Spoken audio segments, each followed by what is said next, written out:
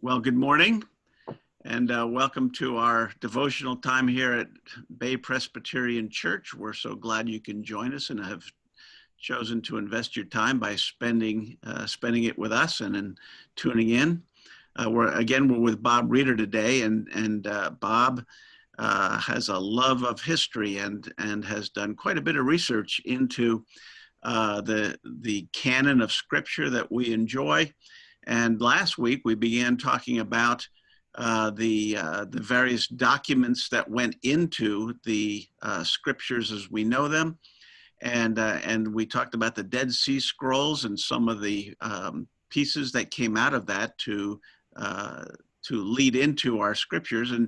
And today Bob has some stories that he'd like to share with us about some of the history behind some of the codices, or the texts that we use for our Bible in order to get our Bible. So Bob, good morning. Good morning to you and to whoever may be watching or listening to this. As John said, I was a history major, and I really do love, enjoy history. Like many topics, one has to become familiar with what I refer to as the bare bones of a topic. And for history majors, that's often dates, which can bore people to death, names that one can not only not spell, but can't pronounce. But there's often, once you learn these skeleton facts, if you will, there's great stories behind them. And last week we had an opportunity to look at some of the Dead Sea Scrolls, as John mentioned, and some of the other major, what are called codices, uncial codices, which is a type of writing, and codices being these leaves that are bound together on one side to form what we would call a book, rather than what had traditionally been used up to that point in time, which was a scroll. So I said to John, after we finished last week, there are some of these great stories that we didn't get a chance to do last week. And John said, well, why don't we do them this week instead? And we'll push off our big periods of history that we mentioned before. The first one that I want to give this backstory to, if you will, is the Aleppo Codex. We talked about that last week. It's from about 930 Common Era, or AD, and I use those interchangeably and won't take the time to go through the differences. There's no, date-wise, there's no differences. The Aleppo Codex, as we said, is... Bob, let me just interrupt for just a second here. Aleppo is a city in Syria. Correct. When we're talking about Aleppo, presumably we're talking about the document or the leaflet that comes from Aleppo, the city in Syria. Right. It became famous once again, if you will, during the ISIS takeover and the destruction of additional religious, non-Islam religious buildings, and it was just, again, another disaster in a war-torn area like that. But it does get its name from the city of Aleppo, although that's not where it started its history, and that's going to be part of this, is the journey, if you will, from when it was created in about 930 in Israel, in Tiberias, which is up by the Sea of Galilee. And we're going to weave its history through really remarkable times, if you will. As I said, it's a Masoretic text, and we talked about that last week and how critical that is. Original Hebrew did not have any vowels and did not have any indication of what the tone should be. John gave us, with some degree of pride, the fact that he aced his course on Hebrew and intonations and cantillations like that. But the key thing from an academic viewpoint is the marginal text that the Masoretes put in their scripture. Is, I think John kidded me last week. I said it was like the Schofield Bible, and John quickly switched to the NIV Study Bible, but it's the first study Bible, if you will. So what is this story? So it started its beginnings in about 930 Common Era, as I said, in Tiberias in Israel. And we actually know the individual, both who copied the language And we also know the individual who created the vowing and the cantillation, how it's pronounced, as well as these marginal notes.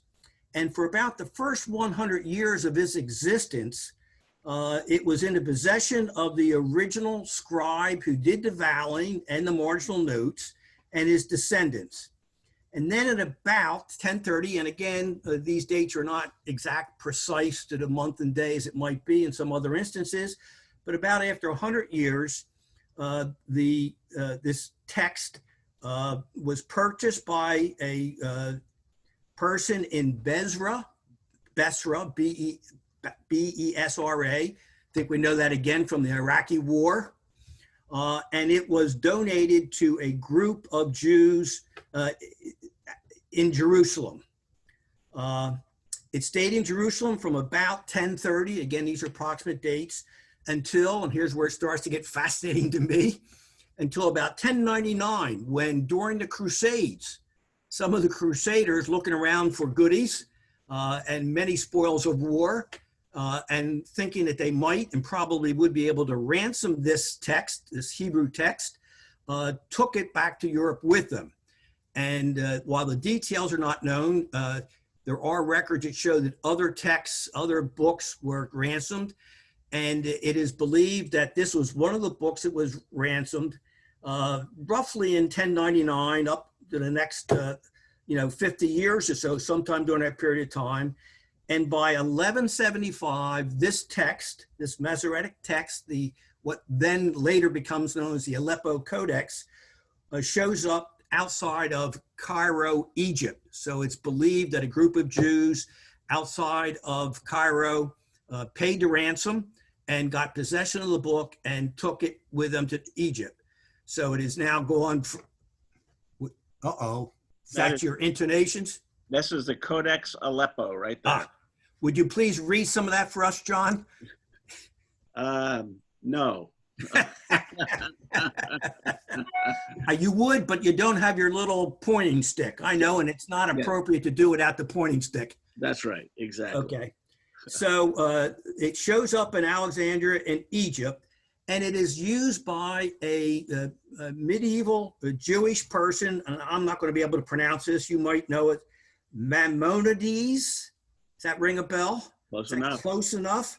But he was a medieval scholar, Jewish scholar, and he created what is famously the Mishnah Torah, which is a Torah with a lot of the oral tradition and oral rules and regulations included. And we talked very briefly about that before. But he used this, what we now call the Aleppo text, as his core document. And that's what partially gives it its huge credibility. Again, it's the oldest, and it has all these marginal notes, which pull together all these traditions up to that point in time. We don't know exactly how, but by about 1450, this text, Masoretic text, now shows up at the Great Synagogue in, drumroll, Aleppo, Syria. Mm. And it stays in Aleppo, Syria from about 1450 up until 1947. And these are the quiet and the peaceful years, and it's there. But like many things, I think one of the great, quote, tragedies of history, so to speak, is the lost books, because there was no microfiche, there was no copier machine. Any effort to duplicate a book was a hugely time-consuming and costly task. So it was this text, this Masoretic text, now we're going to call it the Aleppo text, was never copied, was never photostated, so it's kind of a one of, and therefore if it's lost, it is lost. Then one of the great tragedies to history, of course, was the burning of the famous library in Alexandria. And what goodies were there that we'll never know is exactly right. So it stays there from about 1450 up through 1947. And 1947 might be a date that kind of rings a little bit of the bell. November 29th, 1947, the UN passes a resolution which in effect partitions the land Great Britain withdraws from the land, and it basically establishes the state of Israel. Well, on December 1st, 1947, 2 days after this momentous event, there was a great rampage and pilloring of the great synagogue in Aleppo. And it was, the word that is used in most textbooks and the like, is it was trashed. There was nothing particular systematic about it. Books were taken, tours were taken, thrown, some burned, some just ripped apart. It was trashed, I guess, is kind of the word that sums it up like that. So among the potential great losses was this now Aleppo Codex. And frankly, nobody really knew what happened or if anything had happened to it for a long period of time, because right after that, frankly, the most important thing that was happening is efforts were made to get Jewish people out of Syria, because it was literally dangerous for their lives. And they weren't walking around the streets looking to see what had happened to the synagogue. During the next 10 years, that's a fairly long period of time, at least in my thinking, next 10 years, rumors started to appear that at least parts of the Aleppo Codex had not been destroyed and were available. And efforts were then started to be made, and as one might imagine, there was virtually no way for anybody in Israel to contact anybody in Syria. This was the harshest and most difficult of times. No diplomatic relations, great hatred, battles, war. I mean, it was a really time of chaos. But by 1957, the rumor started to coalesce that there was, in fact, parts of this very famous historical codex. And there were discussions going back and forth. It took some time. Even the few Jews and rabbis that were in Aleppo they confirmed that there were parts of it was there, but they didn't want to let it go. They didn't want it to leave Aleppo, but there was additional discussions, and finally it was agreed that to the extent they could, they would smuggle, and that's the word that was used, because if it was known what was there, it would have clearly been destroyed again. It was in 1957, the remaining portions were smuggled out of Syria and taken to Jerusalem. The sad part is that it is not a full copy. And as I said, since there were no copies made, those copies, at least to date, have been lost to history. The most glaring omission, missing parts is that the first part of the Codex, the first part of the Pentateuch, in fact, all the Pentateuch, remember we did that the first week, the first 5 books of the Hebrew text, are missing. It starts at Deuteronomy, I think it's 27. So all of before Deuteronomy 27 has been lost and it no longer exists.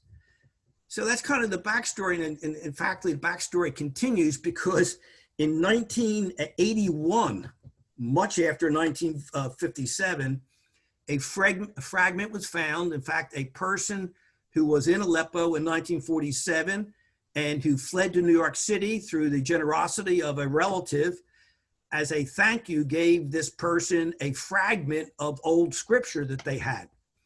And when the husband died in 1981, they showed it to the rabbi, and the rabbi realized this likely was something from very old and maybe even the Aleppo Codex.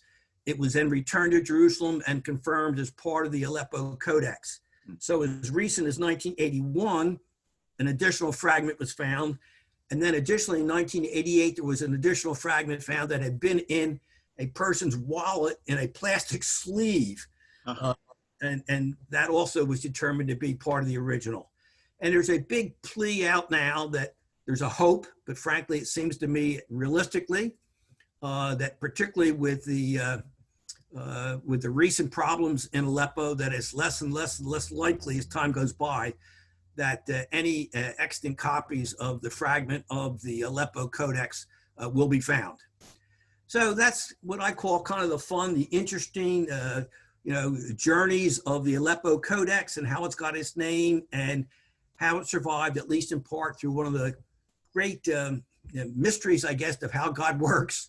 Yeah. The creation of the Israel state and the consequences of that, but we do have now this large section of the Hebrew Bible, the Aleppo Codex. You know, it's a bit of a reminder that that the job of being God is a very big job. To be able to coordinate all those things, that's it. You have to be on top of things that way, and I'd say he was up to the task. Certainly, he's demonstrated himself to be that way. But it's just very interesting how the Bible has come together, and we have about 5 minutes here left, Bob. I'm wondering if there's another story that you have. I do have one more, John, and I'll try to do this. It involves a fascinating individual, and if you look at, and I'm getting most of my information. I'll give a plug to a book. I do not have any access, financial interest in it. It's called How We Got the Bible by Neil R. Lightfoot. And it goes through, there it is. I can put it up there. So all right, very good. If you have any interest in this, it really does go through in fairly simplistic terms, all these history. But this key individual is a person by the name of Konstantin Tischendorf. I'm sure right at the tip of everyone's tongue, so to speak. He actually was involved in 2 of the codexes. We don't have the time to do the one. One is the Ephraim manuscript, which is, and I again have trouble pronouncing it, a palimpsest. How do you pronounce that, John? Yeah, palimpsest. Right, which is basically a reused parchment. And he was the first person who was able to, a parchment, sometimes in the old times, parchments were expensive. There was no staples to run down to and get another parchment. So sometimes when something was lost or no longer deemed relevant, or whatever, they would wash over and wash that first layer of writing off and then put on a new layer. And what had been washed off turned out to be very much an important part of the Old Testament. And Van Tischendorf was the first person to be able to get behind the washout and actually read and print this copy. It's kind of interesting because his goal was, he was in the mid-1800s. His goal was to try to recreate, if you will, the original New Testament in Greek, which of course was the original language. The Hebrew Testament was in Hebrew and the Greek was written virtually all in Greek at that time. So this first success, if you will, about 1840 in Paris enabled him to finance, and he went around literally Europe, Italy, the Near East, looking for transcripts that would in fact go back earlier than what he had had. And in May of 1844, he's in Sinai in the desert, and he's at a very old convent or monastery there, St. Catherine's. And he's there, and literally by almost circumstance or happenstance, providence, he sees a group of old scrolls that are wrapped up, and the monk who is there says, well, these are about to be burned because they're old and nobody's using them like that. And he looks at them and he says, these are really special. This is something really unique there. And there was initially 129 of these leaves. And again, the leaves are what makes it a codex. And he is allowed to take 43 of these, about 1/3 of these. And he goes back to Europe with these in Leipzig. He is from Leipzig like that. And he is he determines that these are the Greek Old Testament, the Septuagint. Remember, we went over that last week like that, and are the oldest copies. It was from an old period of time, about mid-4th century. So we're talking about 350 AD. Goes back a substantial period of time. And so he actually prints this. He returns to 1853, is not able to find anything, can't find anybody that knows anything about him. He then returns in 1859, this time funded by the Tsar of Russia. Have to keep in mind that the Tsar of Russia is the technical head of the Orthodox Church, and therefore would have some sway over this monastery, which would be part of the Greek Orthodox, now Russian Orthodox Church. He goes back and he can't find, again, anybody or any of these new documents, and he's literally getting ready to leave. It's one of these, Columbo questions. I just have one more question before I leave. And he's talking to one of the monks and he says, oh, I've read part of the Septuagint. Come up into my cell and I'll show you. And he goes up there and there's this wrapped in a red cloth, these scrolls, and they are the other 86 scrolls that he had originally seen. And additionally, there's a whole New Testament, the entire New Testament in Greek. Wow. And of course, it's like one of these truly unbelievable moments for him. The story gets more complicated. In a sense, he's allowed to take certain of the leaves to Cairo and he transcribes them. There's a lot of negotiations, a lot of promises going back and forth. He ultimately is able to take these remaining leaves back to Europe with and here's where it gets mysterious, what was promised in exchange. It was suggested that the Tsar of Russia might make a very significant contribution to the monastery, but the leaves go, and Tischendorf actually has these leaves printed. So he has to have movable type. Now we're in the mid-19th century, 1880 or 1859. So he actually creates new movable type and has this codex. It's called, I should have mentioned this, it's called the Sinaiticus, meaning the Sinai manuscript, because that's where the monastery is. And so there's actually an ongoing debate now. There's 43, the original 43 leaves are in Leipzig. Most of the leaves are in the British Museum, the British Library, which is part of the British Museum.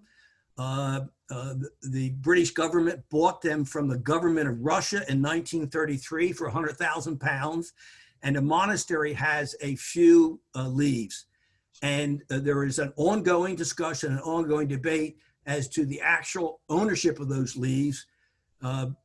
The journal BAR, Biblical Archaeology Review, has 2 articles within the last 5-6 years of the ongoing debate and who said what to whom and what was promised, and whether the monks who claimed that Tischendorf said that he would return them whenever they were needed or wanted. The British Museum, obviously from the Tsar, has them and wants to keep them. So again, that's kind of the backstory, fascinating to me. Here's a document from 350 AD, and here we are in 2020, 2021. And we're still arguing over, A, it's amazing that it exists, and B, who owns it. So that's backstories of at least 2 of the major 4 codices from which we get our English translation. It was used for the Vulgate to turn it into Latin. Then from Latin, it went into German, and from German, then into English. So that's 2 of our backstories that I find as someone who loves history be fascinating. Yeah, I think that I have it on my shelf, if I could find it, a Greek New Testament that utilizes all those documents, all those texts that you spoke of. I'm not seeing it right here. It's back there somewhere. Probably under your pillow. Yeah, I'm certain of that. But it put together all those fragments into a coherent New Testament, just as we have it, and so our translation today comes right from those codices that you're speaking of, so that so we have our English translation. So right. It is relevant. Yeah. Bob, thank you very much. Now, what are we going to talk about next week? Well, I did the same preface last week, but it's good for this coming week is we are going to look at some of what I call these big hunks of time in history, these periods or eras of history. Again, it's always my belief as somebody who, again, is interested in history, that we have a much better idea of what is going on, and particularly if we can slot it, if you will, into a particular period of time and what is before it and after it like that. Most of us, or many of us, know what it is in Europe, whether it's the era of the Reformation or the Enlightenment or the medieval period or the Roman period. But I think when we get to the Levant, most of us are a little less familiar with those areas. So we'll spend a little bit of time looking at the Europe to give us some dates and put it in there, and then move to the Levant and start looking to a little bit of the history of Israel and these periods and where they fit in.